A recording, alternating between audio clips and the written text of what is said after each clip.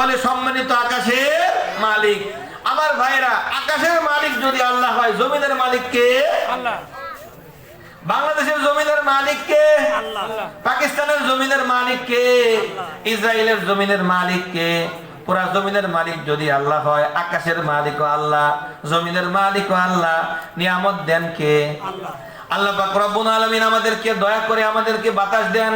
আল্লাহ পাক রব্বুল আলামিন দয়া করে আমাদেরকে নিয়ামত দেন।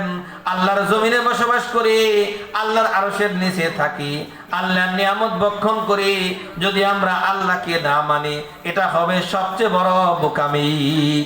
এই কথা আল্লাহ পাক রব্বুল আলামিন বলেন, ওয়া মান ইয়াদউ মা'আল্লাহি ইলাহান আখার, যে ব্যক্তি আল্লাহ ছাড়া অন্য কাউকে ডাকে, লা বুরহানা লাহু বিহি, তার কোনো দলিল নাই, ফা ইন্নামা হিসাবুহু ইনদা রাব্বি, হিসাব তো আমি আল্লাহ তাআলার কাছে।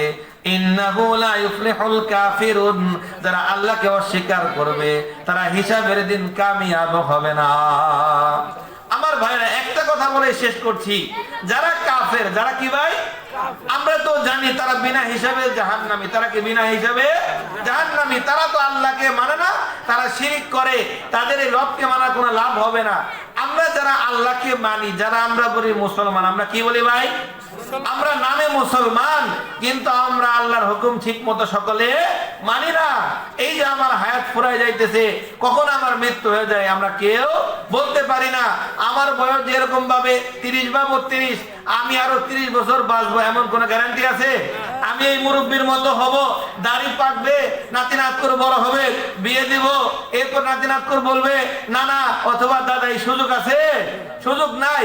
যে কোনো